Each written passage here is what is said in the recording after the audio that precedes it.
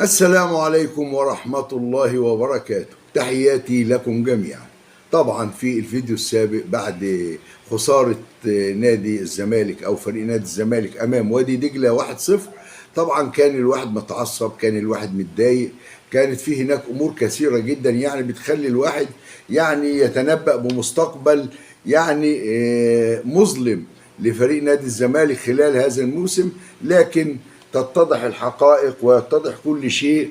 وفيديو اليوم من أسعد الفيديوهات إن شاء الله، أخبار سارة وأخبار مفرحة لكل جماهير نادي الزمالك كما تعودنا في الفترات السابقة. إن شاء الله كل شيء يعني ممكن تجاوزه، وممكن كل شيء ممكن يتحل بمنتهى السرعة، وده اللي حصل.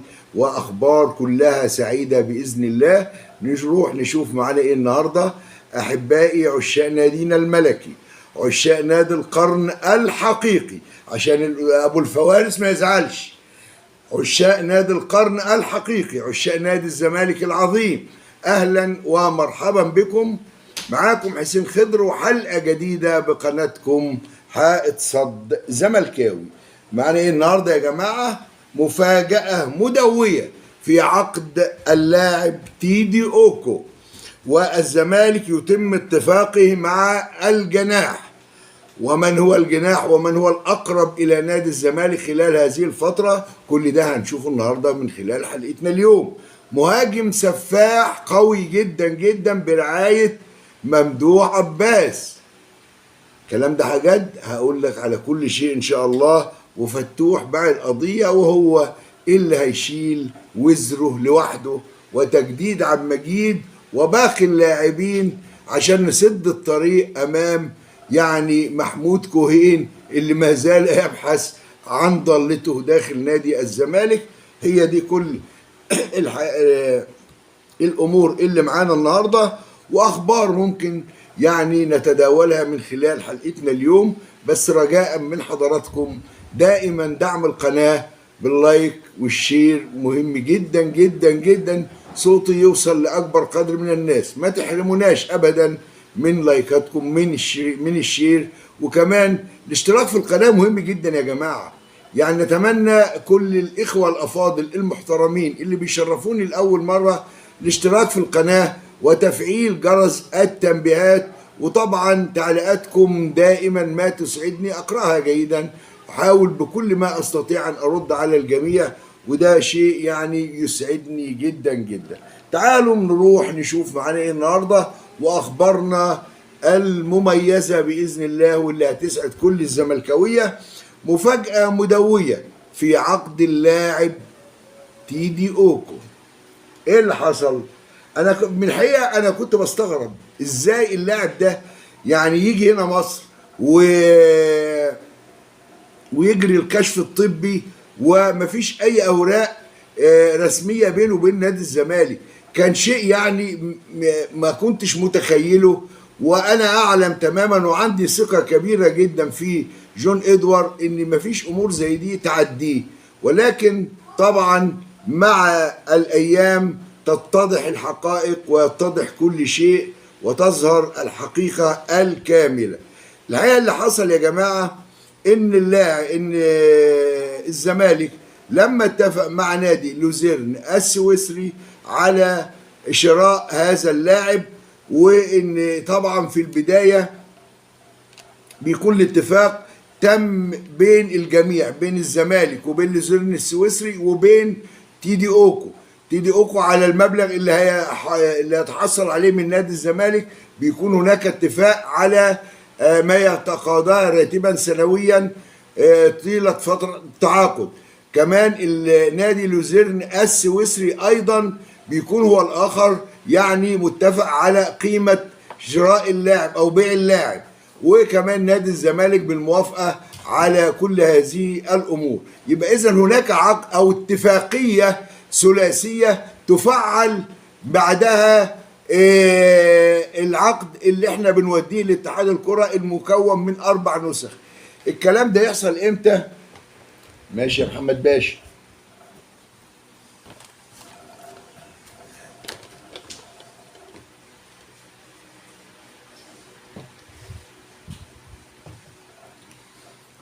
الكلام ده يحصل امتى بقى؟ بعد اجتياز الكشف الطبي. يبقى اذا الامور فيها اتفاقات رسميه. اللاعب جه وقعد في اوتيل، وقعد له هنا 4 5 ايام في مصر، وطبعا مصاريف اوتيل ومصاريف كشف طبي، واللاعب بعد كده ياخد بعضه ويمشي وما كأن ما فيش حاجه حصلت. لا، هناك اتفاق فعلا بالفعل تم. ولكن جون ادوارد من نوعيه الناس اللي هي ما بتتكلمش كتير، زي ما كان بقى ايام بوبنزا وعمرو الادهم، وشبعنا كلام وشبعنا تصريحات ما انزل الله بها من سلطان. وكان اللاعب في الوقت ده الفرق بين بوبنزا وبين لاعب تيدي اوكو ان بوبنزا كان لاعب فري حر، وبالتالي مفيش حاجه تعوقه انه يروح يوقع على اي نادي وياخد بطاقه مؤقته يعمل اللي هو عايزه. انما ده مربوط بنادي يعاقب لو راح لاي نادي غير نادي الزمالك طبقا للاتفاقيه التي وقعها مع نادي الزمالك. ده الاتفاق اللي حصل بين نادي الزمالك واللاعب. موقع في الجون كتب وقال لك طبعا العمليه بقت واضحه تماما. في الجون يكشف كيف يعطل الزمالك، لان اللاعب طبعا عن طريق وكيل ابن جزمه اساسا. يعني انا اشتم واقول اللي انا عايزه لوكيل ما عندوش دم، وكيل اساسا بتاع خراب. ايا كان هذا الوكيل، هو الواحد ما يقلعوش من رجله هذا الوكيل اللي عامله القذره اللي عملها. فالوكيل لما جاب له بقى عقد، وطبعا هو مدمر لنادي الزمالك، وفي نفس الوقت سعى بكل ما يملك على تعطيل انتقال الجفالي الى الاتحاد السكندري. يعني بيعطل هنا وبيسهل هنا علشان خاطر اللاعب ما يكونش موجود في نادي الزمالك. هذه الاصناف وهذه الاشكال ما تعتبش نادي الزمالك. دول عالم وقحه، عالم ما تربوشي. ده واحد اساسا ما ترباشي، واحد مهزأ اساسا. وانا اسف ان انا بشتم. ليه؟ لان طبعا يعني ده في الحديث يا جماعه، لا يبيع احدكم على بيع اخيه ولا يخطب على خطبه اخيه حتى يترك. انما ده واحد ما ترباش اساسا، انسان مش محترم، ملقاش اب محترم يربيه. هذا الوكيل القذر اللي عمل هذه العمله وقدر ان هو يروح يجيب له عقد من الرياض، لكن فوجئ باشياء كثيره جدا جدا. ففي الجول يكشف كيف يعطل الزمالك انتقال تيدي اوكو الى الرياض السعودي. الصفقه وقفت طبعا. الزمالك وقع مع لوزيرن السويسري عقودا انتقال تيدي اوكو لنادي الزمالك، واللاعب وقع على، مش زي ما قال انا ما وقعتش حاجه لنادي الزمالك. امال الاتفاقيه دي كانت بتعمل ايه؟ هو ما وقعش العقود، انما الاتفاقيه ديت بتلزم اللاعب ان هو يكون لاعب في نادي الزمالك. انا مش هجيبك يا حبيبي اقعدك في اوتيلات واعمل لك كشف طبي وتاخد بعضك وتطلع لي على الرياض السعودي.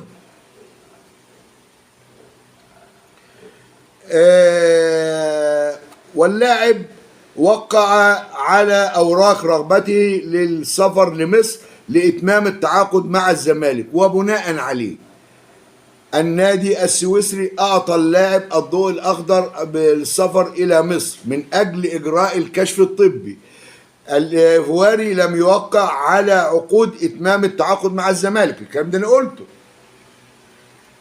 اللي هي العقود الاخيره بقى اللي انت بتوديها لاتحاد الكره اللي هم 4 نسخ دول. ثم اتفق مع الرياض السعودي عن طريق هذا القذر القميء اللي هو عمل العمله الوسخه اللي شبه اهله على الانتقال اليه. النادي السويسري ابلغ اللاعب بأن انتقاله إلى الفريق السعودي لن يتم إلا بحل أزمته مع نادي الزمالك. طبعا الرياض السعودي أتم كل الاتفاقات مع اللاعب، وبدأ يخاطب نادي لوزيرن السويسري. نادي لوزيرن السويسري اللي انتوا بتهرجوا، اللاعب ما أساسا موقع مع نادي الزمالك. اللاعب دلوقتي خلصوا مشكلتكم مع نادي الزمالك وتعالوا اشتروه، لان بعد الكشف الطبي ممكن الزمالك يبعت الجزء الاول من الاتفاق اللي اتمه مع نادي لوزيرن. فبدأ هناك مفاوضات مع نادي الزمالك من قبل الرياض السعودي. هنا طبعا الزمالك له مطلق الحرية في التصرف في هذا اللاعب، يا إما بيعه أو يعني ياخد تعويض عما حدث، أو الزام اللاعب بالعودة إلى فريق نادي الزمالك. كل ده موجود عند جون إدوارد. جون إدوارد يدير هذا الملف بكل حنكة وطبعا وقيادة رشيدة، ان هو اللاعب يكون يعني اما استفيد منه ماليا، والاستفادة المالية لن تقل عن 2 مليون دولار، من 1.5 مليون الى 2 مليون دولار يجوا للزمالك من الهوا. والزمالك اذا كان عايز يستغنى عن اللاعب او يبيع اللاعب، هو بمثابة بيع اللاعب. يعني نادي الرياض السعودي عشان ياخد هذا اللاعب لازم يدفع للوزيرن السويسري ويدفع لنادي الزمالك. هي دي الحقيقة، علشان قذارة وكيل أعمال في منتهى الحقارة يعمل هذا الكلام ده. بالنسبة لتيدي أوكو، الزمالك في كلا الأحوال هو المستفيد، يا إما هتيجي ترجع نادي الزمالك وتلعب طبقا للاتفاق الذي تم، يا إما إن أنا أخد هذه الأموال وجيب جناح تاني أفضل منك. في كلا الأحوال أنا الزمالك مستفيد بقيادة رشيدة من جون إدوارد. ده كل ما يخص هذا اللاعب بحقيقة كاملة. ده موضوع تيدي أوكو. نفس الزمالك يقدم الوكلاء دول والله العظيم، ما يحدش منهم يعتب بوابة نادي الزمالك. اقسم بالله لو انا في نادي اللي يخش نادي الزمالك اكسر له رجله.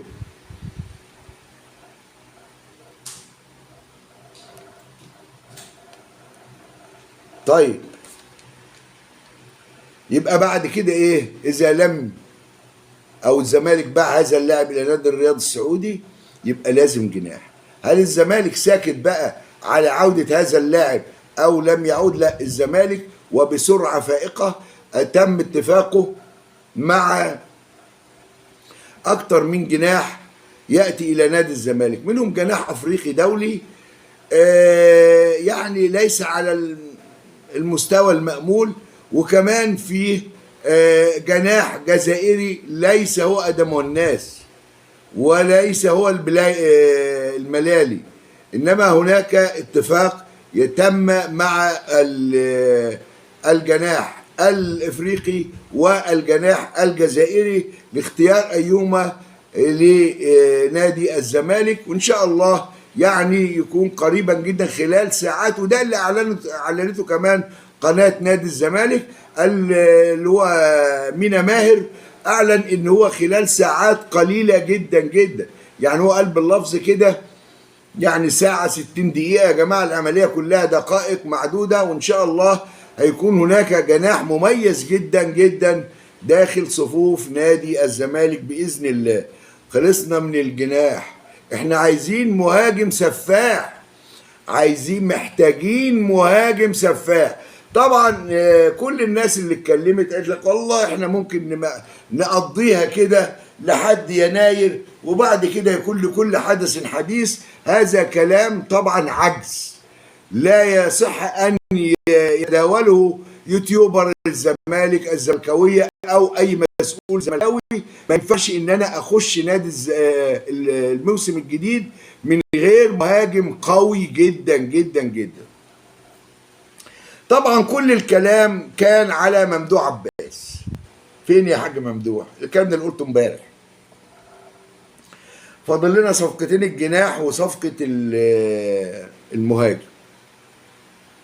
وطبعا الكلام ده كله بقى موجود عند ممدوح عباس ويعلم بيه تماما، وان الجماهير الزمالك شيطة من ممدوح عباس، وتجتاح ممدوح عباس. انت اللي قلت، مش احنا اللي قلنا، انت اللي قلت هجيب صفقتين للغادر الخاين الجعان اللي دخل نادي، اللي خرج من نادي الزمالك، هعوضكم بصفقتين.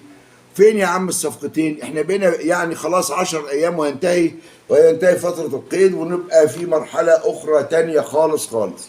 فممدوح عباس حس بان هو يعني اتزنق، واتمنى ان يكون الكلام دوت، لان يعني عموما انا لا اثق في هذا الرجل، لكن الوضع يحتم ان يكون في هناك صفقة لنادي الزمالك برعاية هذا الشخص ممدوح عباس. تواصل ممدوح عباس مع المسؤولين في نادي الزمالك، وقال طبعا باللفظ: انا على استعداد اني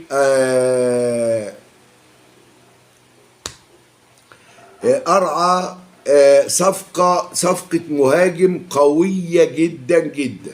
وخلي بالكم ان الصفقات ديت او صفقة المهاجم تم الاتفاق عليها منذ فترة، وتفتقر الى دفع الاموال.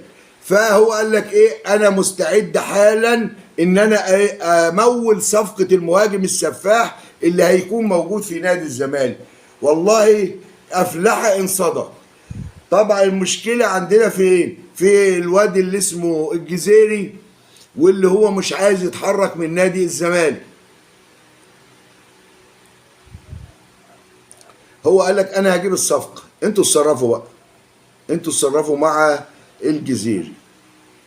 طب ايه موقف الجزيري؟ طبعا موقف الجناح كمان. خلاص هو يعتبر الجفالي بقى خلاص على مقربة من الانتقال إلى أحد الدوريات التونسية أو السعودية. وهذا الكلام اتقال على لسان الجفالي. قال لك: تلقيت عروض من أندية مغربية وسعودية، ولم أتلقى أي عروض مصرية، وهما الأقرب حتى الآن. يبقى إذا موضوع الجفالي كلها ساعات قليلة جدا وينتقل الجفالي إلى أحد الدوريات السعودية، طبعا الدوري السعودي يلو، أو ينتقل إلى الدوري التونسي. ده بالنسبة عفوا، جو حر جدا. اللهم قنا شر أو قنا من نار جهنم. اللهم أمين يا رب العالمين. اللهم باعد بيننا وبينها كما بعدت بين المشرق والمغرب. صراحة حر الدنيا شايفينه عامل ازاي، فما بالك بنار الآخرة. عموما خلونا في موضوعنا نتكلم فيه. ف كنا بنتكلم في الجفالي، فالجفالي امره خلاص يعتبر انتهى. طيب الموضوع ايه بالنسبه لسيف الجزيري؟ سيف الجزيري مرجح قوي قوي قوي ان هو يكون موجود في البنك الاهلي. مرجح جدا جدا ان هو يكون موجود في البنك الاهلي، نظرا ل استغناء نادي البنك الاهلي عن اللاعب أسامة فيصل. وطبعا ما فيش مهاجم مصري موجود على الساحة يقدروا يجيبوه، ويعني إن كان يبقى أجنبي يمكن الواد بتاع غزل المحلة، بس المحلة طبعا طالع في العالي قوي قوي يعني. إنما الكلام حاليا دلوقتي على اللاعب الجزيري، والجزيري حتى لو الزمالك هيسيبه مجانا خالص خالص وراتبه يعتبر من ضمن المبلغ اللي هيدفعه البنك الاهلي، اعتقد ان الزمالك مش هيبقى عنده اي مانع في رحيل الجزيري، اللي يعني سيتم الاستغناء عنه بين لحظة واخرى الى نادي البنك الاهلي. نتمنى انهم ما يرحلوا عن نادي الزمالك حتى يستطيع نادي الزمالك ان ياتي بالمهاجم والجناح. كمان برضو لو لم يحدث انتقال الجزيري هيكون التضحية بصلاح الدين مصدق، خاصة وانا قلت الكلام ده قبل كده، بعد تعاقد الزمالك، لان الزمالك خلاص اللاعب عمر فايد بقى اقرب الى نادي الزمالك، وبعد انت ما جبت محمد اسماعيل اصبح عندك تخمه في خط الدفاع. خط الدفاع بقى مليء باللاعبين، وده يعني ضربت بيه 100 عصفور بحجر واحد. فعموما صلاح الدين مصدق ممكن يتم اعارته الى احد الانديه المغربيه وياتي هذا المهاجم، مش هتبقى مشكله ان شاء الله، وباذن الله يكون الجناح والمهاجم موجودين في نادي الزمالك باذن الله. طيب ماذا عن وسط الملعب؟ ماذا عن دفاع نادي الزمالك؟ اللي حاصل دلوقتي طبعا محمد اسماعيل صور البرومو، احمد ربيع صور البرومو، وده من اللاعبين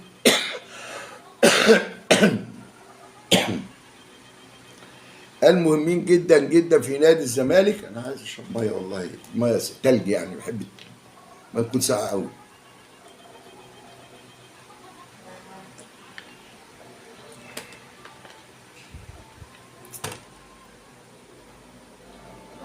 نعم ماشي.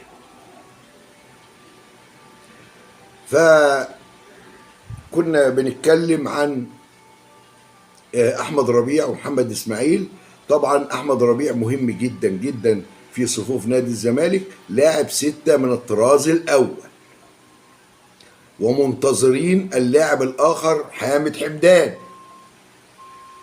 حامد حمدان بالمناسبه قبل ما انسى الكلام عن حامد حمدان، وانا قلت في كل فيديوهاتي ان حامد حمدان تعتبره لاعبا في نادي الزمالك. تدخل مسؤولين كبار جدا جدا لاثناء نادي بتروجيت عن موقفه المتعنت، واللاعب على طول شغال ان هو لا يعني البوستات اللي بينزلها كانه لاعب في نادي الزمالك.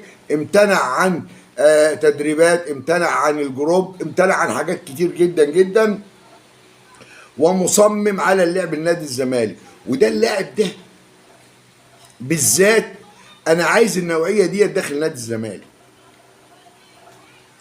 لاعب هيموت نفسه على نادي الزمالك، وكمان يتفوق على احمد ربيع في ان هو اللاعب ده اساسا قطيع محترم، وبيسلم الكرة بكل دقة، ولاعب له صولات وجولات في الخطوط الأمامية، يعني هتقدر تعتمد عليه في كثير جدا من المباريات وفي أماكن متعددة. فحامد حمدان برضو ساعات ويعلن ان حامد حمدان داخل صفوف نادي الزمالك. كمان فيه آراء بتنادي كمان بعودة طارق حامد. يبقى انت عندك اتنين لاعيبه 6، احمد ربيع، عندك اللاعب حامد حمدان، سيبك من دونجا لان دونجا احتمال كبير يمشي، يبقى عندك 3 في مركز 6، وده شيء مهم جدا جدا. وطارق حامد من اللاعبين برضو المخلصين جدا جدا في ادائه داخل نادي الزمالك، انما هو طبعا حكايه قدرني والكلام دوت الكل كان شايل منه، انما وجوده في نادي الزمالك هو بيدي الكره حقها تماما. وبرضو ان الراجل اساسا طريقه لعبه واسلوبه في اللعب لازم يبقى على الحته الدفاعيه اللي موجوده ورا، سواء كان في نص الملعب او المساكين تكون في منتهى القوه، لانه راجل هجومي بالدرجه الاولى. فاحتمال كبير جدا يكون طارق حامد ثلاثي 6 في نادي الزمالك، ربيع وحمدان وطارق حامد. حلو حلو، اخبار كلها ان شاء الله جميله، وان شاء الله الزمالك الى الامام، والزمالك قادم قادم باذن الله. طيب كنا بقى بنتكلم عن المهاجم اللي هو بقى عباس، وعد ان هو خلاص هيدفع اموال هذا اللاعب، واللاعب متفق عليه، والزمالك هيخش الموسم بوجود مهاجم قوي جدا جدا جدا في الخطوط الاماميه. ماشي، اروح بقى عند الاخ فتوح، وانا مش عارف فتوح ده عايز ايه. هل هو مختل عقليا؟ بيعمل حاجات غريبه جدا جدا جدا، مش ممكن هذا اللاعب.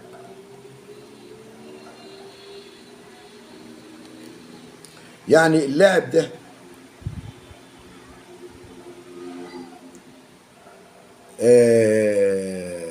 راح منتجع في العين السخنة اسمه بورتو ساوث بيتش. ده انت دماغك رايقه بقى، ده انت ماشي طبقا لمخطط قذر معمول.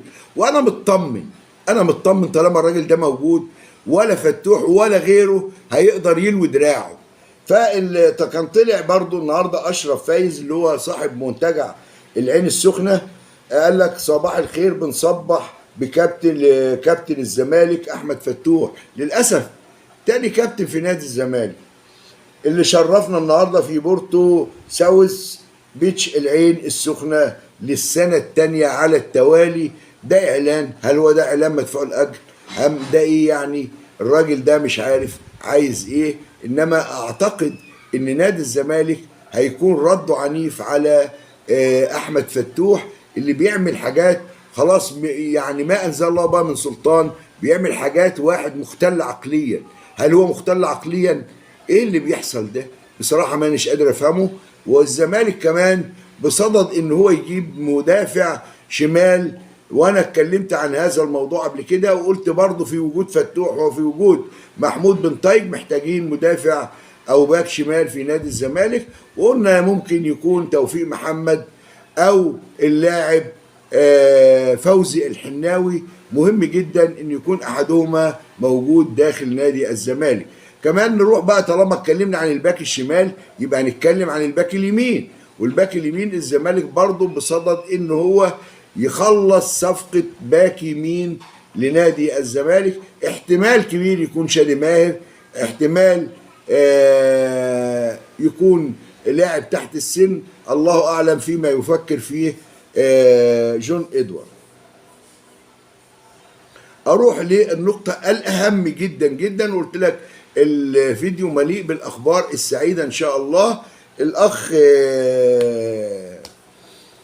حسام عمجيد خلاص عرف ان الله حق، وده وضع قوي جدا. وانا قلت لكم بعد ما يخلص صفقاته هتبص تلاقي الدنيا كلها متاحة امام هذا الرجل في ان هو يقفل الحنفيه اللي قدام محمود كوهين، في انه كل ما يحتاج لاعب من الزمالك يمد ايده ياخده.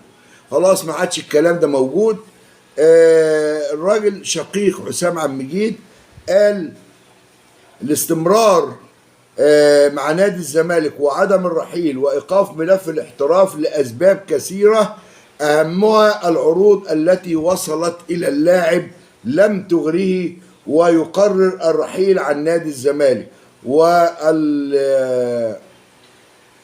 لم تكن قويه من الناحيه الفنيه او الناحيه الماليه سواء للاعب او للنادي. اخيرا عرفت هذا الكلام، خلاص بدأ يبقى فيه مرحلة أخرى إحنا بنعيش هذه الأيام. قال لك اللاعب يريد أن يأخذ الزمالك أكبر استفادة مالية في حالة رحيله. الزمالك خيره علينا وصاحب الفضل الأول والأخير علينا، ده المفروض الكلام اللي يتقال من البداية. والعقود اللي جت ليست في مستوى ما كان يتمناه حسام عبد المجيد. هناك جلسة تجمعني بجون إدوارد خلال الأيام القادمة لتجديد تعاقد اللاعب، وإحنا مش عايزين حاجة غير إن حسام عبد المجيد يقدر بشكل جيد ويعوض عن السنوات الماضية اللي كان بياخد فيها 1.5 مليون جنيه. فطبعا ده كلام جميل جدا جدا وجود اللاعب، طبعا نظرا لقدوم محمد اسماعيل وقدوم ان شاء الله عمر فايد. خلاص حط اللاعب في كورنر، يتبقى محمد السيد. ومحمد السيد يا جماعه خلاص الراجل اتفق على عقد جلسه معاه والتجديد 5 سنوات لمحمد السيد. كمان اللاعب محمد حمد واللاعب الحصري من اللاعبين المميزين جدا جدا اللي الراجل هيشتغل عليهم وهيجدد عقودهم باذن الله مع نادي الزمالك. اتمنى ان اللاعبين دول يكونوا موجودين مع الفريق الاول، هيحلوا لنا مشاكل كتير جدا جدا بعيدا عن الصفقات اللي عماله قرفانه ليل ونهار. فده الكلام اللي حاصل، المصري البورسعيدي قرر تجميد محمود جاد،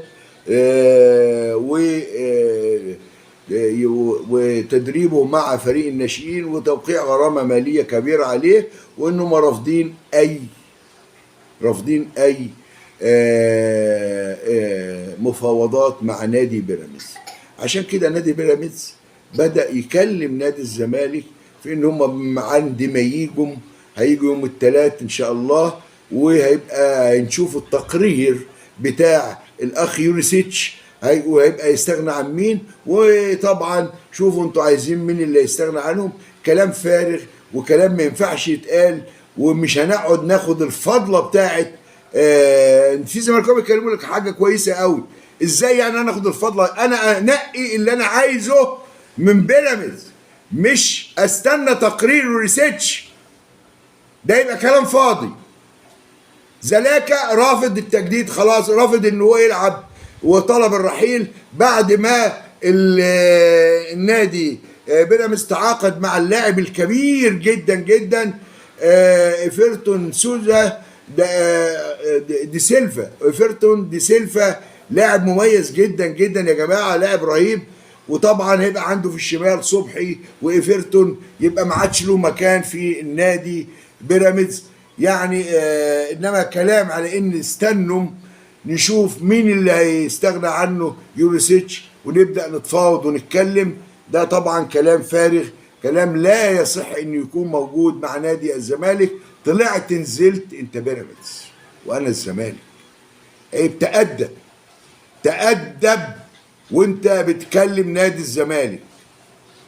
ده اللي انا عايز، المعلومه اللي عايز اوصلها لحضراتكم.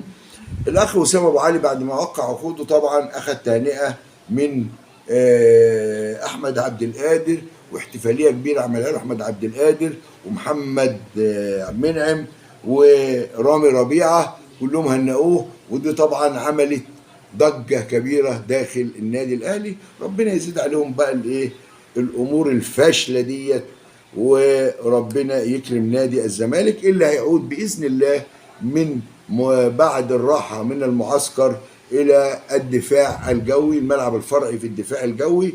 ليه هيبقى تدريباته ان شاء الله هناك على الملعب الفرعي للدفاع الجوي. هيقابل نادي غزل المحله يوم 31 يوم الجمعه، وبعد كده هيقابل نادي بروكسي ان شاء الله يوم 1.